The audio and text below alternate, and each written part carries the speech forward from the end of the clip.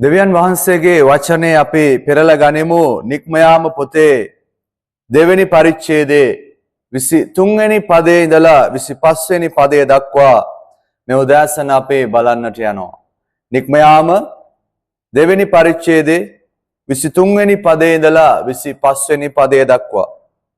ඉක්බිති කල්යාමේදී මිසරේ රජ මලය ඊශ්‍රායල් පුත්‍රයෝ වහල් වැඩ නිසා සුසුම්ලමින් මොරගැසුවෝය. වහල් වැඩ නිසා ඔවුන්ගේ මොරගැසීම දෙවියන් වහන්සේ වෙතට පැමිණුණේය.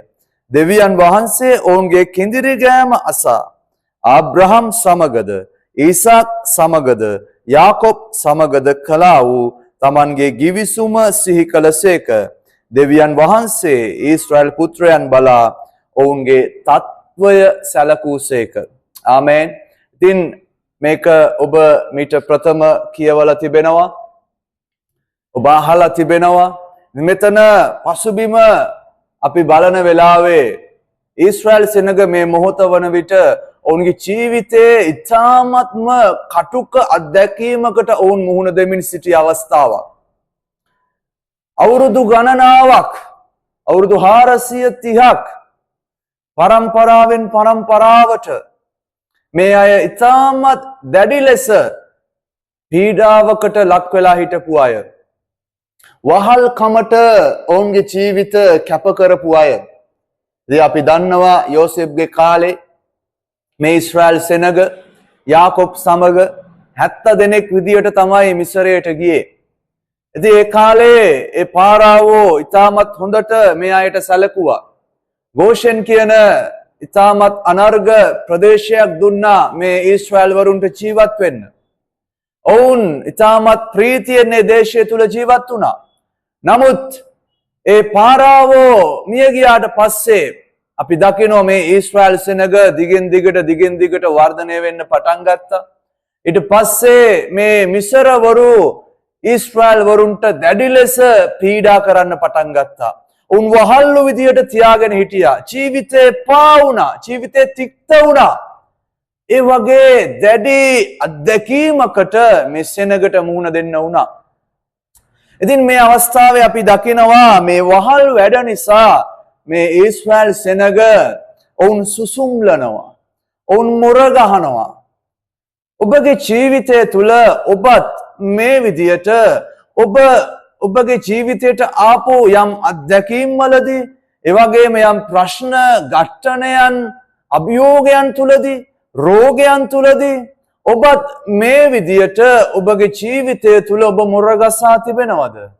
සුසුම්ලා තිබෙනවද? ඔබගේ ජීවිතය ඔබට එපා වෙලා තිබෙනවද? ඔබගේ ජීවිතය තික්ත වෙලා තිබෙනවද? මෙන්න මේ වගේ අත්දැකීමක් තුල මේ ඊශ්‍රායල් සෙනග ගමන් කරමින් සිටියා. ඒ වචනේ අපි දකිනවා මේ වහල් වැඩ නිසා ඔවුන් මොර ගැහුවා. ඇත්තටම ඔවුන් මේ දුක, ඔවුන්ගේ වේදනාව, ඔවුන්ගේ පීඩාව ඔවුන් කාටද කිව්වේ? ඔවුන් කාටද මේ මොර ගැහුවේ? කාටද මොර ගැහුවේ?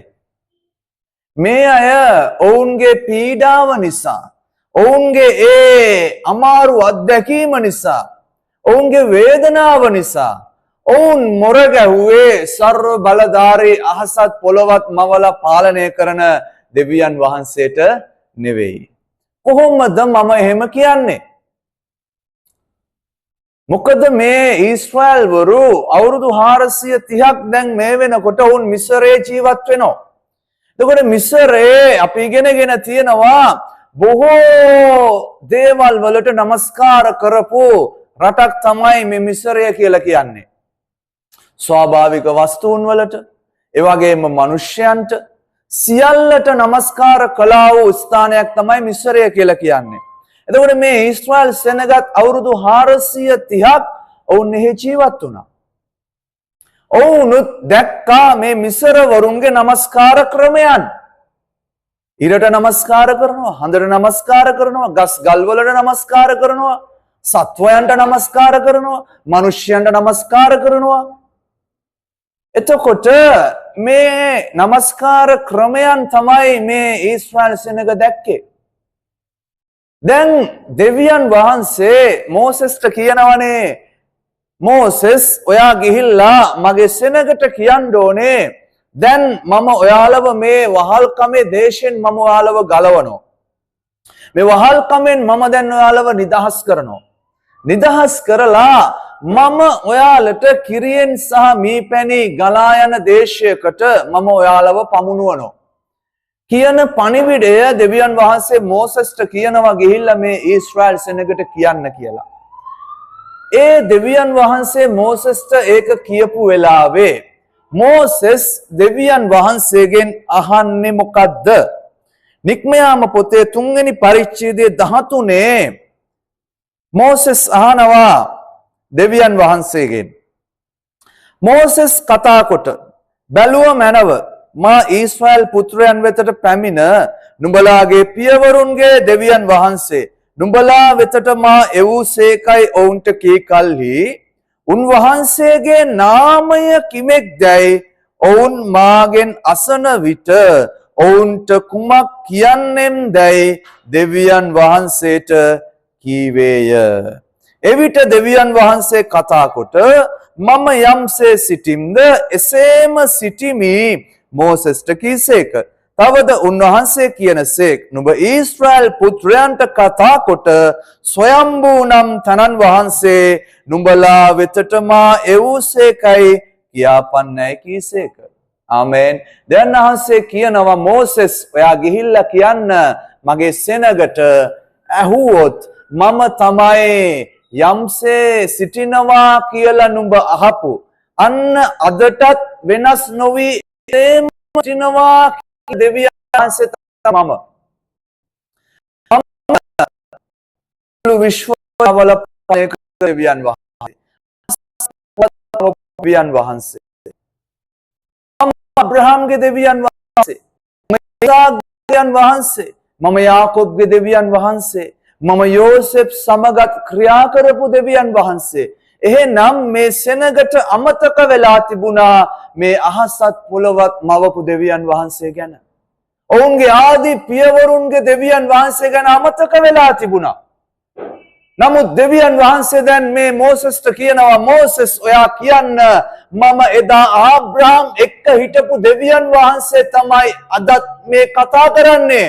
අදත් මම නුඹව යවන්නේ එදා ආබ්‍රහම් එක්ක කතා කරපු දෙවියන් වහන්සේ. ආබ්‍රහම්ව කැඳවපු ආබ්‍රහම්ව තෝරගත්ත දෙවියන් වහන්සේ තමයි මම කියන ඒ පණිවිඩය දෙවියන් වහන්සේ මෝසෙස්ට කියනවා. එහෙනම් මේ සෙනග දෙවියන් වහන්සේට නෙවෙයි මොර ගැහුවේ. ඔවුන්ගේ දුක කිව්වේ දෙවියන් වහන්සේට නෙවෙයි. මොකද ඔවුන්ට අමතක වෙලා තිබුණා.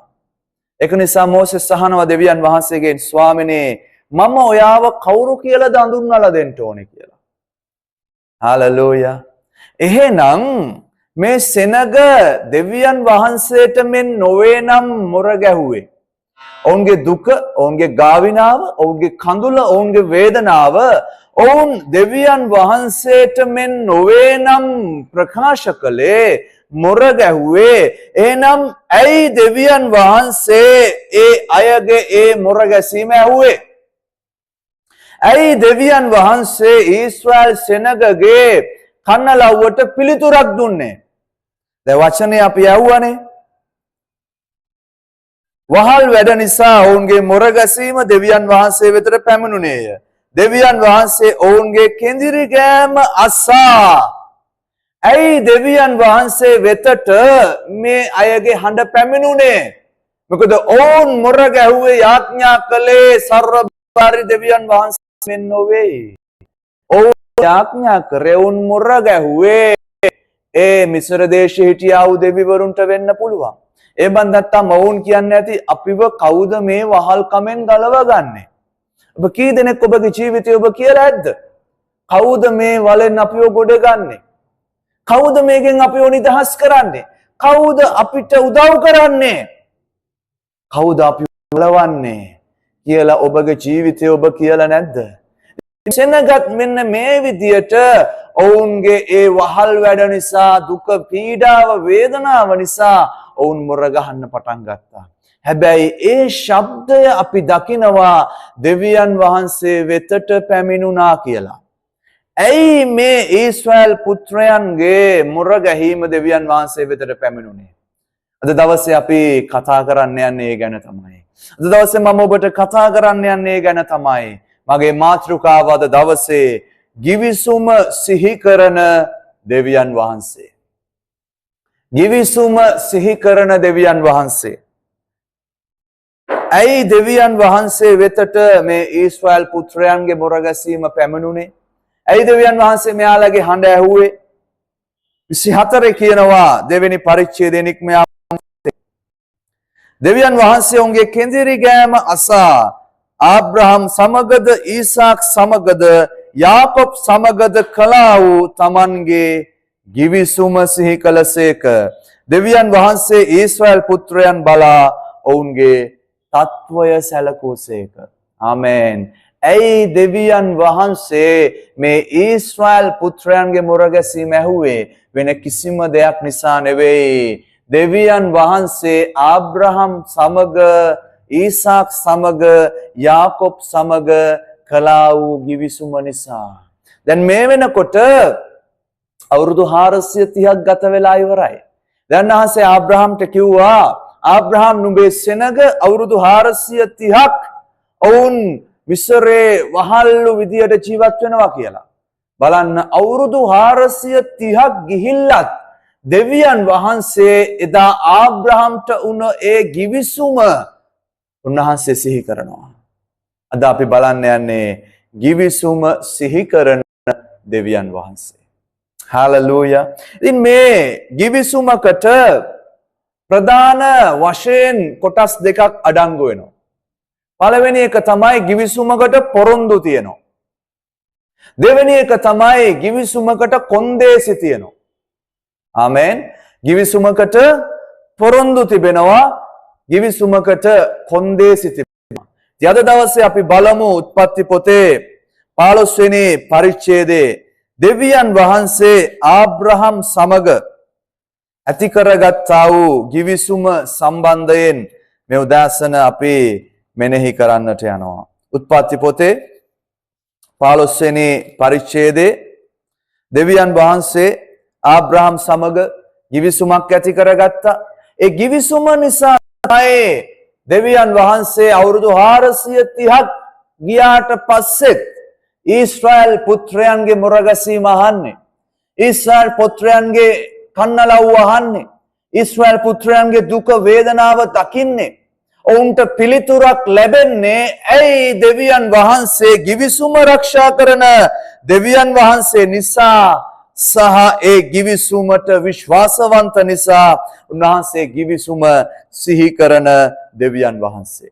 ආමෙන්. ඉතින් අපි දකිනවා මේ ස්ථානය තුල දෙවියන් වහන්සේ ආබ්‍රහම් සමග තානර්ග ගිවිසුමක් උන්වහන්සේ කරනවා. ඉතින් නෝවා සමග දෙවියන් වහන්සේ ගිවිසුමක් කරා. ඉතින් මේ පෞගිය කාලේ මට නම් ඒක හොඳටම මතක් වුණා. අධික වර්ෂාව තිබුණු කාලේ, ගම් වතුර ගලපු කාලේ ඒ ගිවිසුම මතක් වුණා.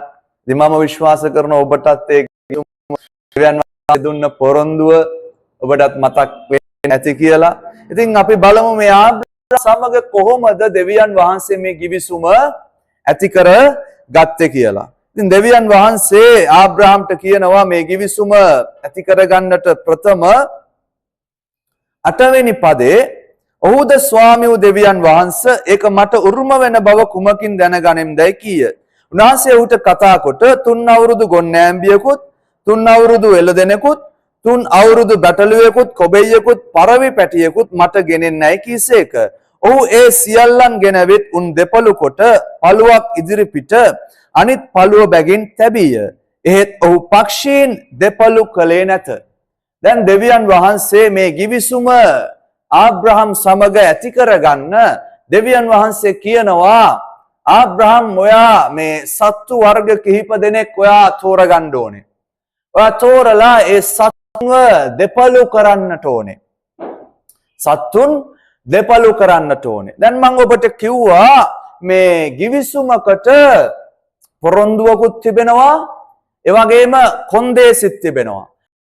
ආබ්‍රහම් සමග දෙවියන් වහන්සේ කරගන්න යන මේ givisumට තිබුණු පොරොන්දු 3ක් මේ givisumට අඩංගු වෙලා තිබුණා.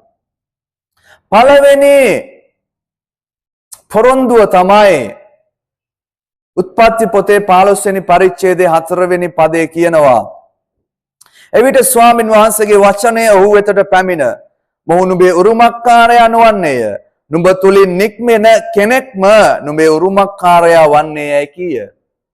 දෙවියන් වහන්සේ ආබ්‍රහම්ට දෙන පළවෙනි පොරොන්දුව තමයි ආබ්‍රහම් ඔයා තුලින් මම වංශයක් බිහි කරනවා. මම ඔයාට දරුවෙක් දෙනවා. ආමේන්. දැන් මේ දරුවෙක් ලබන්න ආබ්‍රහම්ට කිසිම අවස්ථාවක් තිබුණේ නැහැ. ඔහු වයස්ගතව හිටියා. ඒ වගේම ඔහුගේ භාර්යාව වඳයි. දරුවෙක් පිළිසිඳ ගන්න අවස්ථාවක් තිබුණේ නැහැ.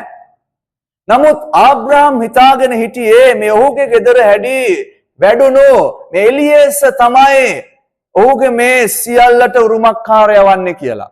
ඔහුගේ වංශය රැගෙන යන්නේ මේ කොහෙද හිටලා ආපු මේ එලියේස කියලා තමයි ඔහු හිතාගෙන හිටියේ. නමුත් දෙවියන් වහන්සේ කියනවා ආබ්‍රහම්ට ආබ්‍රහම් ඔයත් එක්ක මම මේ ඇති කරගන්න යන givisuma තුල මම ඔයාට එක පොරොන්දුවක් දෙනවා. ඒ පොරොන්දුව තමයි දැන් ඔයාගේ භාර්යාව වඳයි. නමුත් මම ඔයා තුලින් මම දරුවෙක් මම බිහිවෙන්න සලස්වනවා. සාරගේ කුස මම ආශිර්වාද කරනවා. එනම් දෙවියන් වහන්සේ පළමුවෙන් මේ ආබ්‍රහම්ට දුන්නු පොරොන්දුව තමයි මම නුඹට දරුවෙක් දෙනවා. ආමේන්. දෙවෙනි පොරොන්දුව තමයි උත්පත්ති පොතේ 15 වෙනි පරිච්ඡේදයේ 5 වෙනි පදය. 15 වෙනි උත්පත්ති පොතේ 15 වෙනි පරිච්ඡේදයේ 5 වෙනි පදය.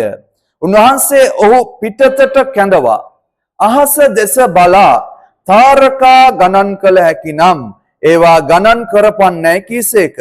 නුඹේ වංශයද එසේම වන්නේ යයි ඔහුට කීසේක. දෙවෙනි කාරණය තමයි දෙවියන් වහන්සේ ආබ්‍රහම්ට කියනවා ආබ්‍රහම් මම ඔයාට වංශයක් දෙනවා.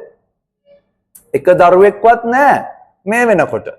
හැබැයි දෙවියන් වහන්සේ පොරොන්දුවක් දෙන මම නුඹ තුලින් මම දරුවෙක් බිහි වෙන්න සලස්වනවා. ඒ විතරක් නෙවෙයි උන්වහන්සේ ආබ්‍රහම්ම එළියට කැඳවලා ආබ්‍රහම්ට කියනවා පොඩ්ඩක් මේ අහේ දිහා බලන්න. එයා දරු ගණන් කරන්න බෑ. ඒ වගේම මම නුඹට ගණන් කළ නොහැකි තරම් වංශයක් මම නුඹට සාදා දෙනවා කියලා දෙවියන් වහන්සේ ආබ්‍රහම්ට පොරොන්දුවක් දෙනවා. ඒක තමයි ඒ givisuma තුල ඔහුට ලැබුණු දෙවනි පොරොන්දුව. තුන්වෙනි පොරොන්දුව තමයි 15 වෙනි පරිච්ඡේදයේ 17 වෙනි පදයේ ඉඳලා 21 වෙනි පදය වෙනකම්. තවද ඉර බැස අඳුරු වූ කල බලව දුම් නගින උදුනක්ද ඒ පළු මැදින් යන්නා වූ දැල්වෙන ගිනිහුලක්ද පෙනුනේය.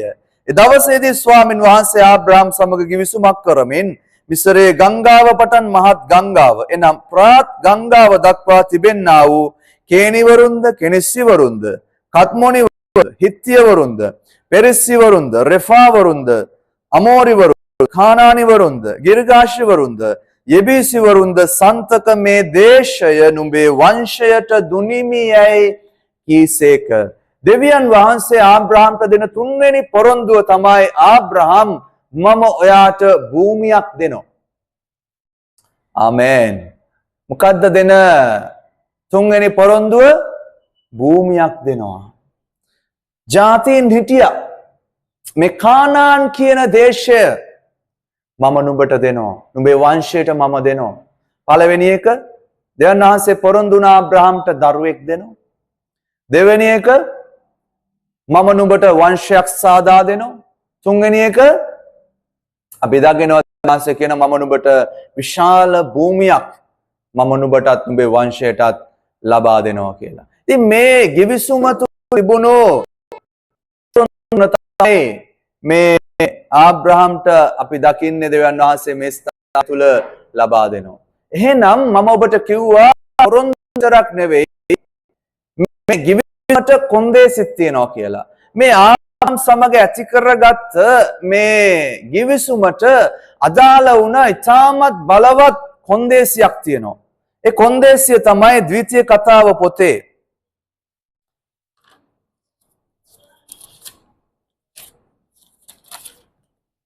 ද්විතීය කතාව පොතේ 6 වෙනි පරිච්ඡේදයේ 4 වෙනි පදය.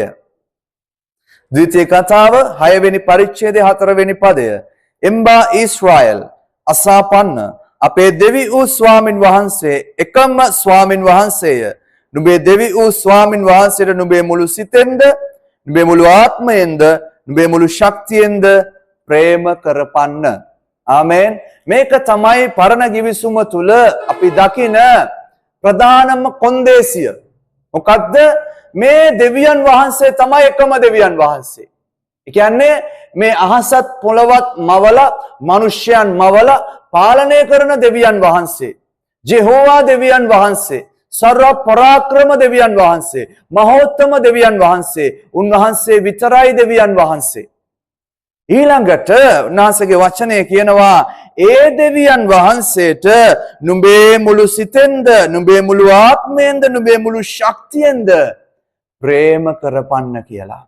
ආමෙන්. මේ කොන්දේසිය තමයි පරණ ගිවිසුම තුල අපි දකින්නේ ඉතාමත්ම බලවත් දෙවියන් වහන්සේ දුන්න කොන්දේසියක් විදියට. ගිවිසුම තුල අනිවාර්යෙන් ඒ කොන්දේසිය අපි ආරක්ෂා කළ යුතුයි. ආරක්ෂා නොකළොත් අර පොරොන්දු ඉටු වෙන්නේ නැහැ. විදන්නවා පොරොන්දුවකට හැම පොරොන්දුවකට කලින් පසුවත් අපි දකිනවා තිබෙනවා කොන්දේසියක්. ඒ කොන්දේසිය ආරක්ෂා කරොත් තමයි අපිට ඒ පොරොන්දුව ලබා ගන්න පුළුවන්. ඉතින් මේ ආබ්‍රහම් අපි දකිනවා මේ කොන්දේසිය ආරක්ෂා කරපු කෙනෙක්. ආමෙන්. කොන්දේසිය ආරක්ෂා කරපු කෙනෙක්. ඒක නිසා අපි දකිනවා මේ දෙවියන් වහන්සේ ආබ්‍රහම්ට දුන්න ඒ පොරොන්දුව ඔහුගේ ජීවිතය තුළ ඉටු වෙනවා අපි දකිනවා. ඉතින් මේ ස්ථානයේ දැන් මම ඔබට කිව්වා කලින් දෙවියන් වහන්සේ ආබ්‍රහම්ට කිව්වා සත්තු වර්ග කිහිපයක් ගන්න කියලා. මොකද දැන් මේ දෙවියන් වහන්සේ මේ පොරොන්දුව තුළ ඒ වගේම ගිවිසුම කරන කොටගෙන දුන්න කොන්දේසිය කරන කොටගෙන මේ සියල්ල තුල දැන් උන්වහන්සේ ස්ථිරත්වයකට ගේන්න දැන් මේ ගිවිසුම ගහන්නට යනවා. මේ ගිවිසුම ස්ථිර කරන්නට යනවා. මේ ගිවිසුම ස්ථිර කරා නම් මේ පොරොන්දු ලැබෙන්නට යනවා. කොන්දේසිය ආරක්ෂා කරා නම් ඒ පොරොන්දු ඉටු වෙන්නට යනවා. එනම් පොරොන්දුවක් ඇති කරගන්න දෙන්නෙක් හෝ ඊට වැඩි ප්‍රමාණයක් ඉන්න ඕනේ. තනි පුද්ගලයෙකුට බෑ ගිවිසුමක් ඇති කරගන්න. ගිවිසුමක් ඇති කරගන්න නම් අනිවාර්යයෙන්ම දෙපාර්ශවයක් හෝ ඊට වැඩියෙන් ඉන්නට අවශ්‍යයි. දෙවියන් වහන්සේ මේ පොරොන්දු තුල උන්වහන්සේ මේ ගිවිසුම දැන් ස්ථිර කරගන්නට යනවා ආබ්‍රහම් සමග. දෙවියන් වහන්සේ කියනවා සත්වයන් ලෑස්ති කරගන්න. ඔවුන් දෙපළු කරන්න. ඉතින් මේ පරණ ගිවිසුම තුල අපි දකිනවා මේ ස්ථානයෙන් තමයි මේක ආරම්භ වෙන්නේ. ගිවිසුමක් ඇති කරගන්නකොට මේ සතුන් දෙපළු කරලා ඒ ගිවිසුම ඇති කරගන්න දෙපාර්ශවයම මොනවද කරන්න ඕනේ? මේ පළු අතරින් ගමන් කරන්නට ඕනේ. සතුන් දෙපළු කරලා ඒ පළු අතරින් අර ගිවිසුමේ තියෙන පොරොන්දු කොන්දේසි ඉටු කරනවා කියලා ඒවා ලබා ගන්නවා කියලා මේ දෙදෙනාම ඒ පළු අතරින් ගමන් කළ යුතුයි. එවිට තමයි ඒ ගිවිසුම ස්ථිර වෙන්නේ. නමුත් මෙතන තියෙන විශේෂත්වය තමයි දෙවියන් වහන්සේ ආබ්‍රහම්ට කිව්වා දෙපළු කරන්න කියලා. එතකොට මේ දෙදෙනාම යන්නට අවශ්‍යයි. එතකොට තමයි ගිවිසුම ස්ථිර වෙන්නේ. හැබැයි 15 වෙනි පරිච්ඡේදයේ 17 වෙනි පදේ අපි දකිනවා තවද ඉර බැස අඳුරු වූ කල බලව දුම් නගින උදුනක්ද ඒ පළුමැදින් යන්නා වූ දැල්වෙන ගිනි හුලක්ද පෙනුනේය. ඒ දවසේදී ස්වාමීන් වහන්සේ ආබ්‍රහම් සමග ගිවිසුමක් කරමින් ආමෙන් දෙන්නම යන්න ඕනේ. හැබැයි ඒ පළු දෙක අතරින් ගියේ කුමද? පළු දෙක අතරින් ගියේ කවුද? වචනය කියනවා දුම්නගින උදුනක්ද ඒ පළුමැදින් යන්නා වූ දැල්වෙන ගිනිහුලක්ද. දැල්වෙන ගිනිහුල තමයි ඒ සතුන් අතරින් ගමන් කරේ. එහෙනම් මොකද්ද ඒකේ අර්ථය? මොකද්ද ඒකේ ආත්මික අර්ථය?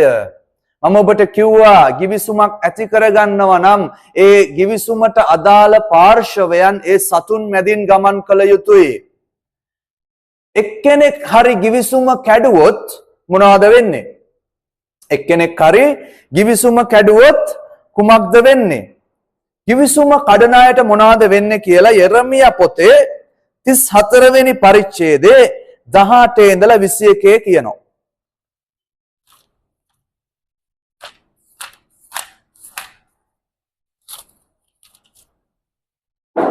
යෙරමියා පොතේ 34 වෙනි පරිච්ඡේදයේ 18 වෙනි පදයේ ඉඳලා මෙන්න මෙහෙම කියනවා.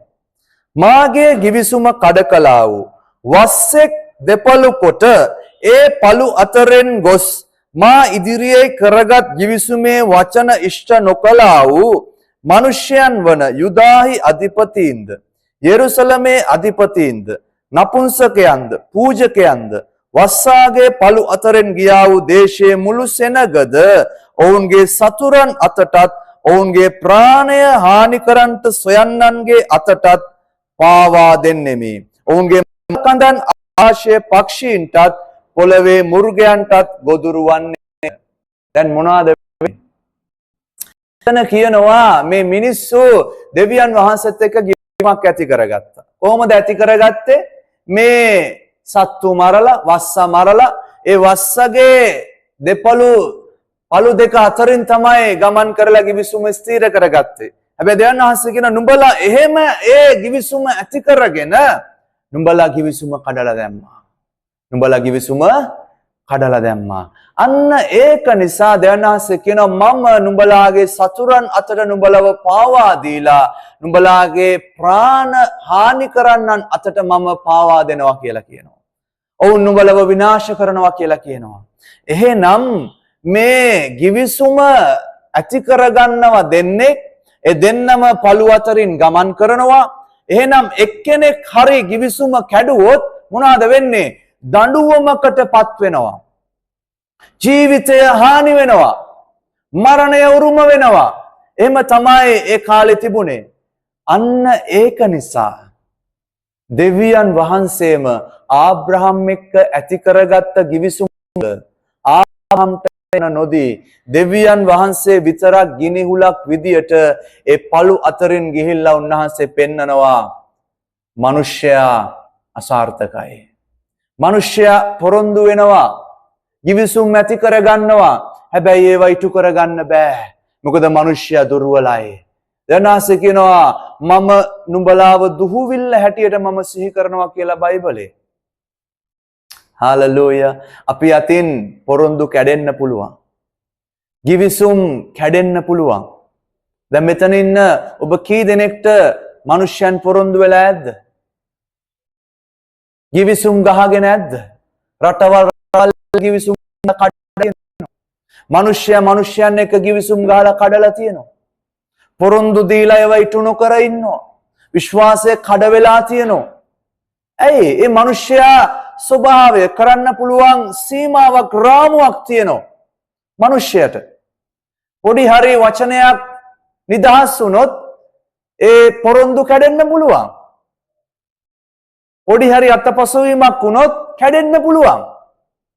නමුත් දෙවියන් වහන්සේ ආබ්‍රහම් එක්ක ඇති කරගත්ත givisum තුල අපි දකිනවා දෙවියන් වහන්සේම තමයි ඒ පළු අතරින් ගමන් කරන්නේ. මොකද උන්වහන්සේ දන්නවා මිනිසයා අනිවාර්යයෙන්ම මේ givisum කඩනවා. මිනිසයා givisum කඩනවා. ඒක නිසා දෙවියන් වහන්සේම අපි දකිනවා ආබ්‍රහම් එක්ක කරපු givisum තුල උන්වහන්සේ මැදින් යනවා. මැදින් ගිහිල්ලා උන්වහන්සේ givisum සම්පූර්ණ කරනවා. උන්වහන්සේ givisum සම්පූර්ණ කරනවා. හාලලූයා. ඊළඟ කාරණය තමයි දැන් මේ එදා ආබ්‍රහම් එක්ක දෙවියන් වහන්සේ ගත කරපු givisum. උන්වහන්සේ ඇති කරගත්ත givisum. ඒ ගිවිසුම ස්ථීර කළේ දෙවියන් වහන්සේ. දෙවියන් වහන්සේ තුල ආබ්‍රහම්ට පොරොන්දු දුන්නා, කොන්දේසියක් දුන්නා. ඒක ආබ්‍රහම්ටත් ආබ්‍රහම්ගේ මුළු වංශයටත් ඒක අදාළයි. ආමෙන්. ආබ්‍රහම්ටත් ආබ්‍රහම්ගේ මුළු වංශයටත් ඒ ගිවිසුමේ තිබුණු පොරොන්දුත් කොන්දේසිත් අදාළයි. හාලෙලූයා. නමුත් දැන් ඔබ මම කොහොමද මේ ආබ්‍රහම්ගේ ගිවිසුමට එකතු වෙලා තියෙන්නේ? ඔබ මම කොහොමද මේ ඊශ්‍රායල් දෙවියන් වහන්සේ ආබ්‍රහම් එක්ක ඒ වංශයත් එක්ක ඇති කරගත්ත ගිවිසුමට එකතු වෙලා තියෙන්නේ කොහොමද? අපි ඊශ්‍රායල් වරු නෙවෙයි. අපි යුදෙව්වරු නෙවෙයි. අපි අන්‍ය ජාතිකයන්. එහෙනම් අපි කොහොමද ඒ ආබ්‍රහම්ට ලැබුණු පොරොන්දු වලට අපි උරුමකම් කියන්නේ? එහෙනම් අපි කොහොමද මේ ගිවිසුමට ඇතුළත් වෙන්නේ? මම ඔබට ඒක පැහැදිලි කරනවා. ලූක් පොතේ 22 වෙනි පරිච්ඡේදයේ 20 වෙනි පදය. ලූක් පොතේ 22 වෙනි පරිච්ඡේදයේ 20 වෙනි පදය.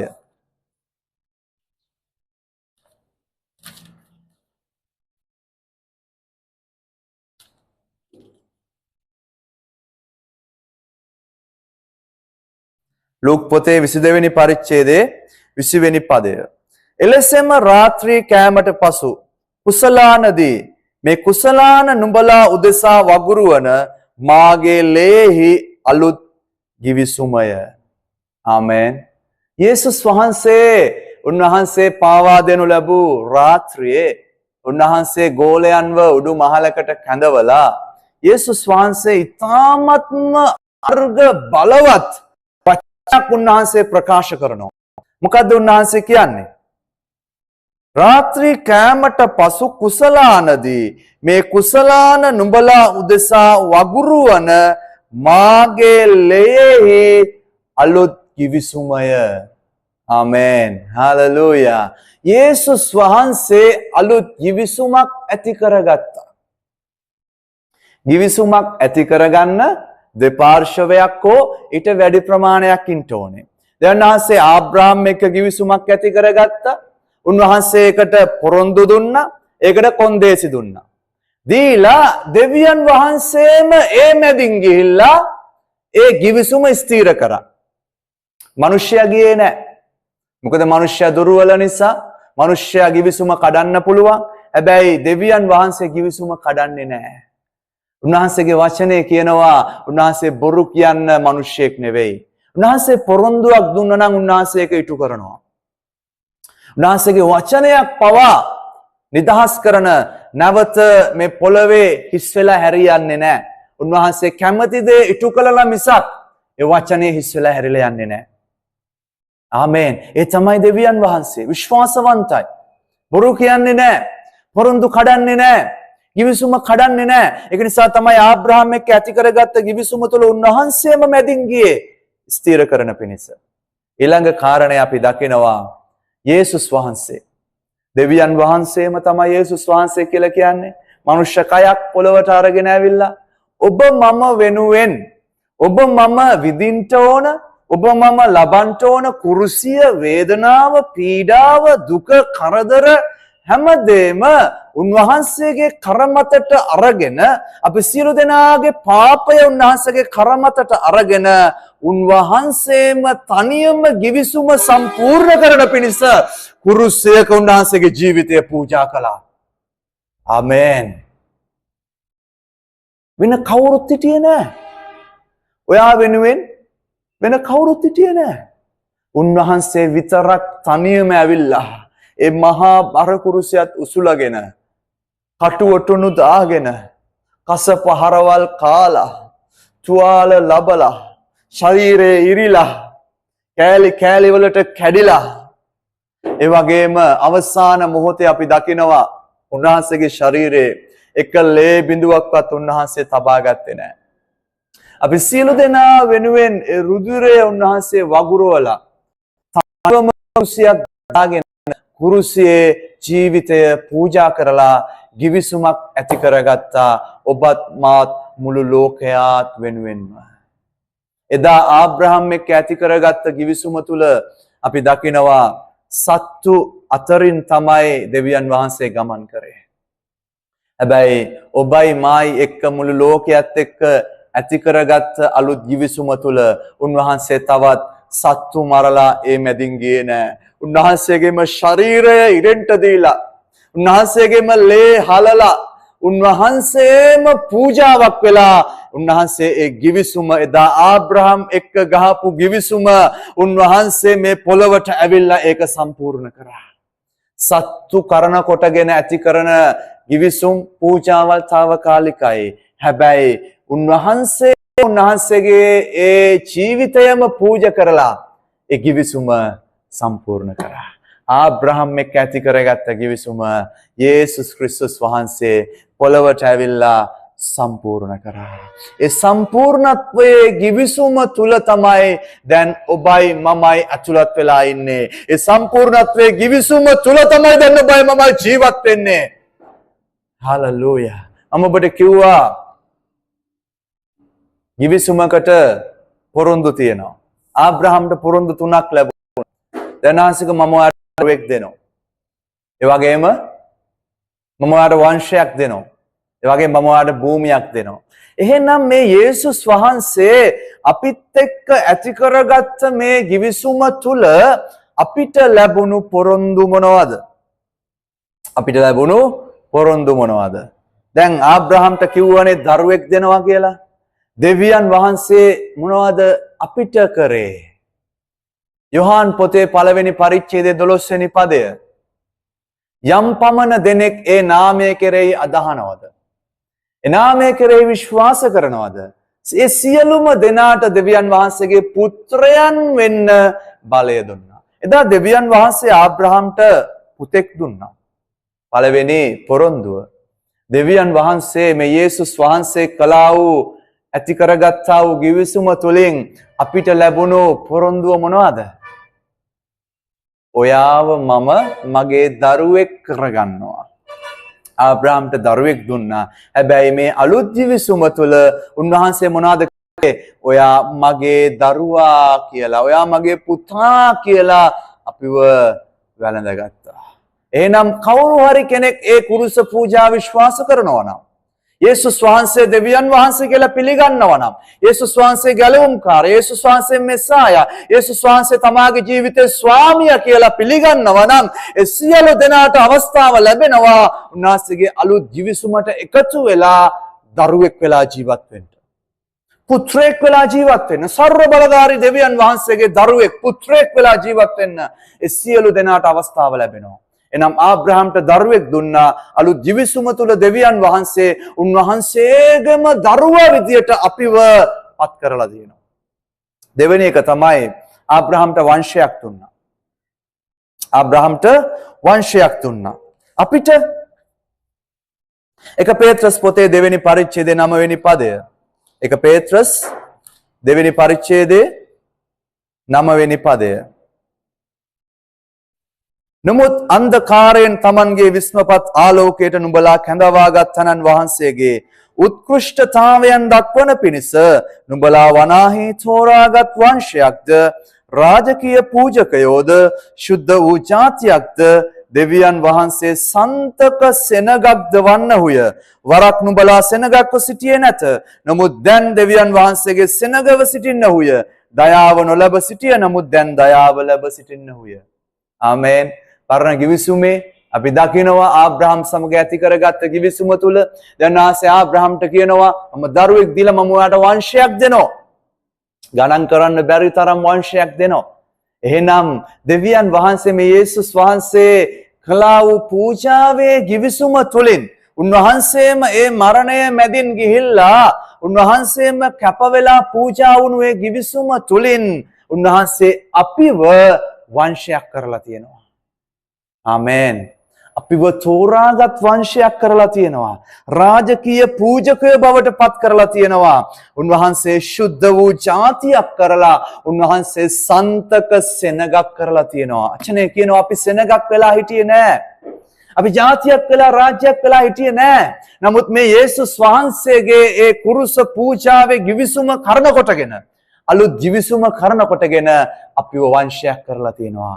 ආබ්‍රහම්ට පොරොන්දු වුණු ඒ වංශයට උන්වහන්සේ දැන් ඇතුළත් කරලා තියෙනවා.